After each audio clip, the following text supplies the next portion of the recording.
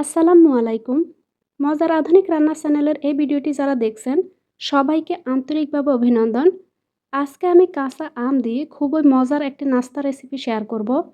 অনেকেই জানেন না কাঁচা আম দিয়েও যে এত মজার একটি নাস্তা তৈরি করা যায়। কাঁচা আম দিয়ে এই নাস্তার রেসিপিটি আপনারা খুব সহজে সকাল বিকেলের নাস্তায় বা বাচ্চাদের টিফিনের জন্য তৈরি করে নিতে পারেন। একটি মাত্র কাঁচা আম দিয়ে আজকে আমি মজার এই নাস্তাগুলোকে তৈরি করে নিব। কাঁচা আম দিয়ে তৈরি মজার এই ইউনিক নাস্তাটি আশা করছি আপনাদের ভালো লাগবে। রেসিপিটি তৈরি করতে এখানে আমি একটি কাঁচা আম নিয়েছি।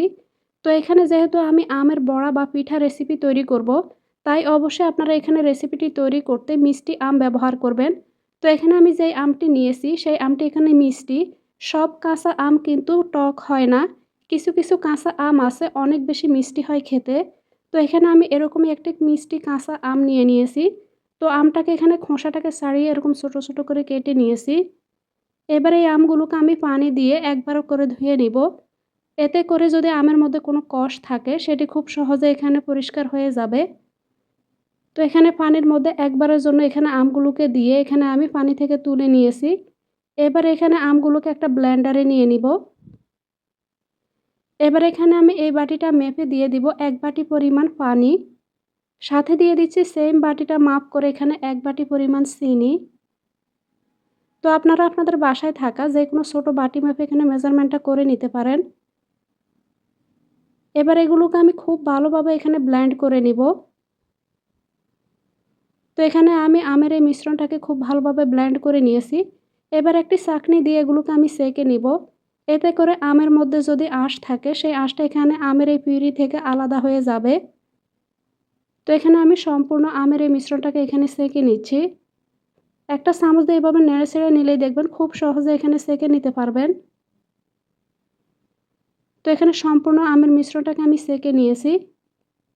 এবার এখানে আমি দিয়ে দিব সেম বাটিটা মেপে এখানে ১ বাটি পরিমাণ সুজি। সুজিটা দিয়ে এবার এগুলোকে আমি মিশিয়ে নিব। এতে করে সুজিটা এখানে ভিজে যাবে। তো এখানে সুজিটাকে নরম করার জন্য এখানে সুজিটা দিয়ে প্রথমে আমি এগুলোকে মিশিয়ে নিচ্ছি। পরবর্তীতে এখানে আমি বাকি উপকরণগুলোকে অ্যাড করব। তো এখানে সুজিটাকে আমের মিশ্রণের সঙ্গে মিশিয়ে নিলাম। এবার এখানে আমি সেম বাটিটা মেপে দিয়ে দিব ১ বাটি পরিমাণ তরল দুধ। তো এখানে আমি ফুল ক্রিম মিল্কটাকে ব্যবহার করছি। এবার এখানে আমি দিয়ে দিব ১ চা চামচ পরিমাণ লবণ।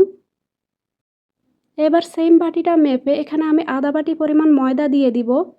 এবার এগুলোকে আমি মিশিয়ে নিব। তো এখানে ময়দাটা আরও অ্যাড করতে হবে। আমি এখানে বাকি ময়দাটাকে পরবর্তীতে অ্যাড করব। তো একটা হ্যান্ড হুইস্ক দিয়ে আমি এখানে মিশ্রণটাকে খুব ভালোভাবে মিশিয়ে নিব। এবার পিঠার এই মিশ্রণটাকে আমি কভার করে ১৫ মিনিটের মতো রেস্টে রেখে দিব। এতে করে এখানে যে সুজিটা দেওয়া হয়েছে এই সময়ের মধ্যে সুজিটা ফুলবে আর ব্যাটারটা আগের থেকেও কিন্তু আরও অনেকটাই ঘন হয়ে যাবে। তো ফিরে আসছি ১৫ মিনিট পর। ১৫ মিনিট পর আমি ঢাকনাটাকে খুলে নিলাম। এবার এগুলোকে আমি আবারও একটু নেড়ে ছেড়ে নিচ্ছি। দেখতেই পাচ্ছেন এখানে পিঠার এই মিশ্রণটা আগের থেকেও কিন্তু অনেকটাই ঘন হয়ে গিয়েছে। এবার এখানে আমি আরও কিছু ময়দা ব্যবহার করব। তো এখানে আমি আরও কিছুটা পরিমাণ আমি এখানে ময়দা অ্যাড করলাম। দিয়ে দিলাম এখানে ১.৫ চা চামচ পরিমাণ বেকিং পাউডার। সাথে দিয়ে দিচ্ছি এখানে সামান্য একটু সবুজ রঙের ফুড কালার। এটি পুরোপুরি অপশনাল, এটি স্বাদের কোনো পরিবর্তন করবে না। যেহেতু আমি কাঁচা আম দিয়ে তৈরি করছি তাই এখানে আমি সামান্য একটু ফুড কালার মিশিয়ে নিলাম। এবারে সবগুলো উপকরণ খুব ভালোভাবে মিশিয়ে নিব। এখানে পিঠার এই মিশ্রণটাকে তৈরি করার সময় রেস্টে রাখার আগে আমি খুব বেশি ময়দার গুঁড়ো এখানে ব্যবহার করিনি। তো এখানে সঠিক পরিমাণটা বোঝার জন্য এখানে আমি বাকি ময়দাটাকে এখানে রেস্টে রাখার পর অ্যাড করছি। তো এখানে আমি আরও কিছুটা ময়দার গুঁড়া অ্যাড করে নিলাম। তো এখানে কাঁচা আমের বড়া তৈরি করতে পিঠার এই মিশ্রণটাকে একটু ঘন করে তৈরি করে নিতে হবে। তো এখানে ধাপে ধাপে এখানে ময়দাটা দিয়ে আমি এবার এগুলোকে ঘন করে তৈরি করে নিব। তো এখন আমি এরকম করে ঘনত্বের একটি ব্যাটার তৈরি করে নিলাম। আপনারা যদি এখানে রেসিপিটি ফলো করে মালপোয়া পিঠা বা পোয়া পিঠা তৈরি করতে চান তাহলে এরকম পাতলা করে ব্যাটারটিকে তৈরি করে নেবেন। এতে করে আপনারা হাত দিয়ে বড়ার আকারে আপনারা পিঠাগুলোকে না ভেজে সরাসরি আপনারা চামচ দিয়ে এখানে পিঠাগুলোকে তেলের মধ্যে দিয়ে ভেজে নিতে পারেন। যেহেতু আমি হাত দিয়ে এখানে বড়া শেপ দিয়ে এখানে পিঠাগুলোকে তৈরি করে নিব, তাই এখানে আমি পিঠার এই ব্যাটারটাকে আরও একটু ঘন করে তৈরি করব। তো দেখতেই পাচ্ছেন এখানে হাত দিয়ে যদি এভাবে শেপ দিতে যাই, এটি কিন্তু পারফেক্টভাবে এখানে শেপ হবে না। এভাবে পাতলা করে ব্যাটারটাকে আপনারা তৈরি করলে আপনারা এখানে এই ব্যাটারটাকে দিয়ে মালপোয়া বা পোয়া পিঠা তৈরি করে নিতে পারেন। তো এখানে আমি কাঁচা আমের বড়া রেসিপি তৈরি করব, তাই এখানে আমি আরও কিছুটা পরিমাণ ময়দার গুঁড়া অ্যাড করছি। তো এখানে আমি প্রয়োজন মতো আরও কিছু ময়দার গুঁড়া দিয়ে দিলাম। এবার আবারও এগুলোকে আমি পিঠার এই মিশ্রণের সঙ্গে মিশিয়ে নিব। মিশিয়ে নিয়ে ঘন আঠালো একটি মিশ্রণ আমি তৈরি করে নিব। আপনারা চাইলে মিশানোর এই কাজটা কাঁটা চামচ দিয়েও করতে পারেন। এতে করেও খুব সুন্দর মতো আপনারা এখানে মিশ্রণটাকে রেডি করে নিতে পারবেন। তো এখানে আমি খুব ভালোভাবে এখানে মিশ্রণটাকে মিশিয়ে নিলাম। মিশিয়ে আমি এরকম ঘনত্বের একটা এখানে ব্যাটার তৈরি করে নিয়েছি। দেখে নিশ্চয়ই আপনারা বুঝতে পারছেন এখানে কীরকম ঘনত্বের করে আমি এখানে পিঠার মিশ্রণটাকে রেডি করে নিয়েছি। এবার যদি আপনারা হাত দিয়ে এখানে পিঠার শেপটা দিতে যান, ইজিলি আপনারা এখানে শেপটাকে দিতে পারবেন। তো এখানে কাঁচা আমের বড়া বা এখানে নাস্তাগুলোকে তৈরি করার জন্য মিশ্রণটাকে এরকম করে তৈরি করে নিতে হবে। রেসিপিটি ভালো লাগলে প্লিজ ভিডিওতে একটা লাইক দিয়ে চ্যানেলটিকে সাবস্ক্রাইব করে রাখবেন। আর আপনারা চাইলে আমার চ্যানেলটিকে ভিজিট করে দেখতে পারেন। আশা করছি রেসিপিগুলো আপনাদের ভালো লাগবে। এবার আমি নাস্তাগুলোকে বানিয়ে নিব। নাস্তাগুলোকে বানিয়ে নেওয়ার জন্য চুলে একটা কড়াই বসিয়ে তাতে আমি কিছুটা তেল গরম করে নিয়েছি। নাস্তাগুলোকে তেলের মধ্যে ছাড়ার আগে অবশ্যই তেলটাকে খুব ভালোভাবে গরম করে নিতে হবে।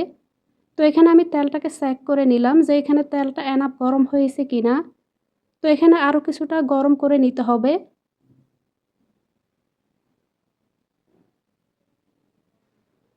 তো এখানে তেলটাকে খুব ভালোভাবে গরম করে নিলাম।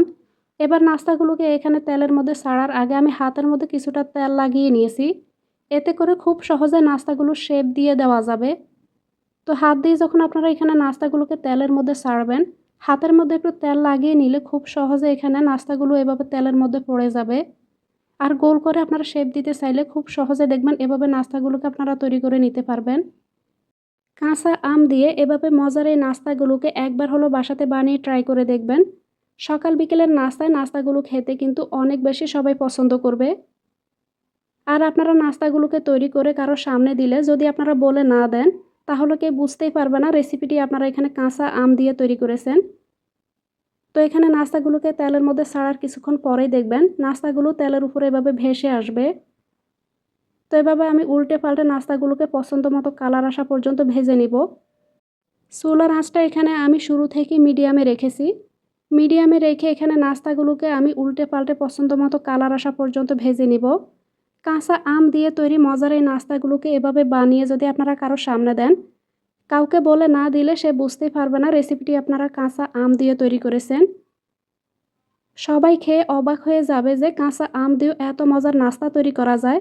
তাই রেসিপিটি বাসায় একবার হলো বানিয়ে ট্রাই করে দেখবেন। তো এখানে আমার নাস্তাগুলোকে ভেজে নেওয়া হয়ে গিয়েছে। এবার এগুলোকে আমি তেল থেকে তুলে নিব। তো এখানে আমি একইভাবে বাকি সবগুলো নাস্তা বানিয়ে নিয়েছি। আর এখানে প্রতিটা বেস ভাজার সময় এখানে হাতের মধ্যে হালকা একটু তেল লাগিয়ে আমি এগুলোকে তেলের মধ্যে ছেড়েছিলাম।